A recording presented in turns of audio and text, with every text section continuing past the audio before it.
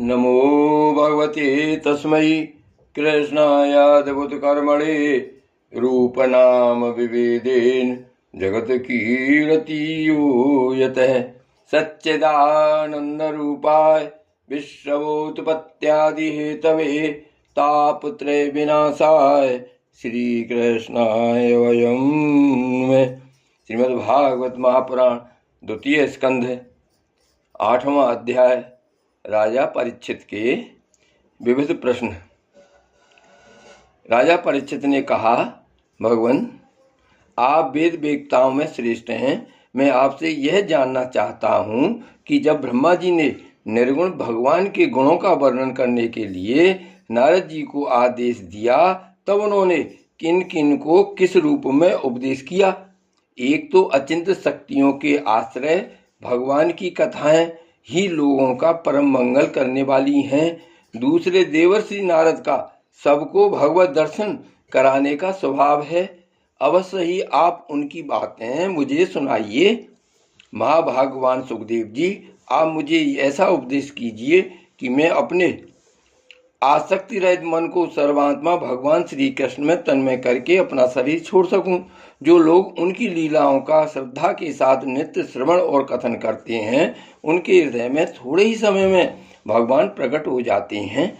श्री कृष्ण कान के छिद्रों के द्वारा अपने भक्तों के भाव में हृदय कमल पर जाकर बैठ जाते हैं, और जैसे शरद ऋतु जल का गंधलापन मिटा देती है, वैसे ही वे भक्तों के मनोमल का नाश कर देते हैं। जिसका हृदय शुद्ध हो जाता है, वह श्री कृष्ण के चरण कमलों को एक क्षण के लिए भी नहीं छोड़ता। जैसे मार्ग के समस्त क्लेशों से छूटकर घर आया हुआ पथिक अपने घर को नहीं छोड़ता। भगवान जीव का पंचभूतों के साथ कोई संबंध नहीं है, फिर भी इसका शरीर पंचभूतों से ही बनता है। तो क्या स्वभाव से ही ऐसा होता है, अथवा किसी कारणवश आप इस बात का मर्म पूर्ण रीति से जानते हैं। आपने बतलाया कि भगवान की नाभि से वह कमल प्रकट हुआ जिसमें लोकों की रचना हुई। यह जीव अपने सीमित अवयवों से जैसे परिच्छिन्न है, वैसे ही आपने परमात्मा को भी सीमित अवयवों से परिच्छिन्न सा वर्णन किया। यह क्या बात है?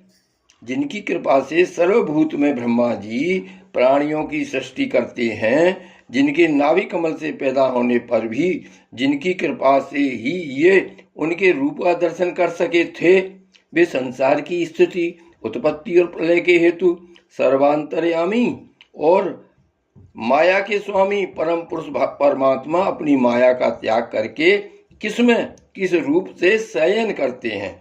पहले आपने बतलाया था कि विराट पुरुष के अंगों से लोक और लोकपालों की रचना हुई, और फिर यह भी बतलाया कि लोक और लोकपालों के रूप में उसके अंगों की कल्पना हुई। इन दोनों बातों का तात्पर्य क्या है? महाकल्प और उनके अंतर्गत अवान्तर कल्प कितने हैं? भूत, भविष्यति और वर्तमान काल का अनुमान किस प्रकार किया जाता है? क्या स्थूल देहाभिमानी जीवों की आयु भी बनी हुई है? ब्राह्मण श्रेष्ठ, काल की सूक्ष्म गति, त्रुटि आदि और स्थूल गति वर्ष आदि किस प्रकार से जानी जाती है? विविध कर्मों से जीवों को कितनी और कैसी गतियां होती हैं? देव, मनुष्य आदि योनियां सत्व रजतम इन 3 गुणों के फल स्वरूप ही प्राप्त होती हैं। उनको चाहने वाले जीवों में से कौन कौन किस किस योनि को प्राप्त करने के लिए किस किस प्रकार से कौन कौन कर्म स्वीकार करते हैं? पृथ्वी, पाताल, दिशा, आकाश, ग्रह, नक्षत्र, पर्वत, नदी, समुद्र, द्वीप और उनमें रहने वाले जीवों की उत्पत्ति कैसे होती है? ब्रह्मांड का परिमाण भीतर और बाहर दोनों प्रकार से बतलाइए। साथ ही महापुरुषों के चरित्र, वर्णाश्रम के भेद और उनके धर्म का निरूपण कीजिए। युगों के भेद, उनके परिमाण और उनके अलग अलग धर्म तथा भगवान के विभिन्न अवतारों के परम आश्चर्यमय चरित्र भी बतलाइए। मनुष्यों के साधारण और विशेष धर्म कौन कौन से हैं? विभिन्न व्यवसाय वाले लोगों के, राजऋषियों के और विपत्ति में पड़े हुए लोगों के धर्म का भी उपदेश कीजिए।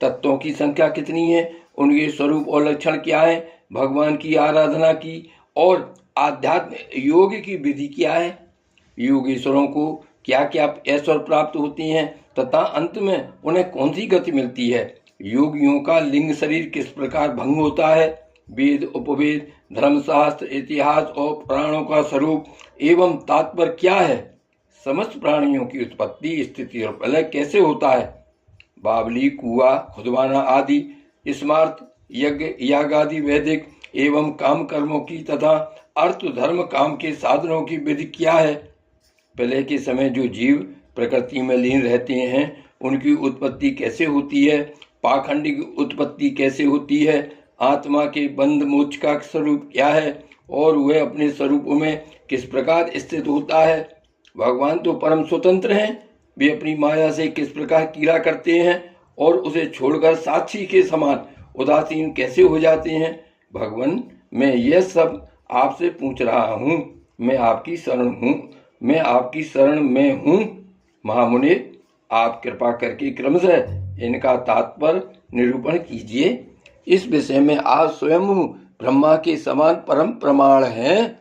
दूसरे लोग तो अपनी पूर्व परंपरा से सुनी सुनाई बातों का ही अनुष्ठान करते हैं। ब्राह्मण आप मेरी भूख प्यास की चिंता न करें।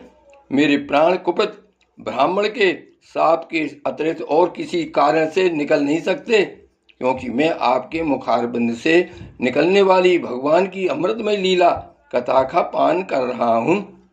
सूत जी कहते हैं, सौनकादि ऋषियों, जब राजा परीक्षित ने संतों की सभा में भगवान की लीला कथा सुनाने के लिए इस प्रकार प्रार्थना की, तब श्री सुखदेव जी को बड़ी प्रसन्नता हुई। उन्होंने उन्हें वही वेद तुल्य श्रीमद् भागवत महापुराण सुनाया जो ब्राह्म कल्प के आरंभ में स्वयं भगवान ने ब्रह्मा जी को सुनाया था। पांडुबंध शिरोमणि परीक्षित ने उनसे जो जो प्रश्न किए थे वे उन सब का उत्तर क्रमशः देने लगे। श्रीमद् भागवत महापुराण की जय।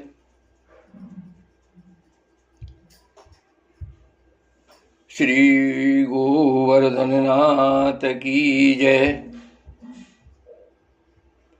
श्री वल्लभाधीश की जय। जय जय श्री गोकुलेश, जय जय श्री गोकुलेश।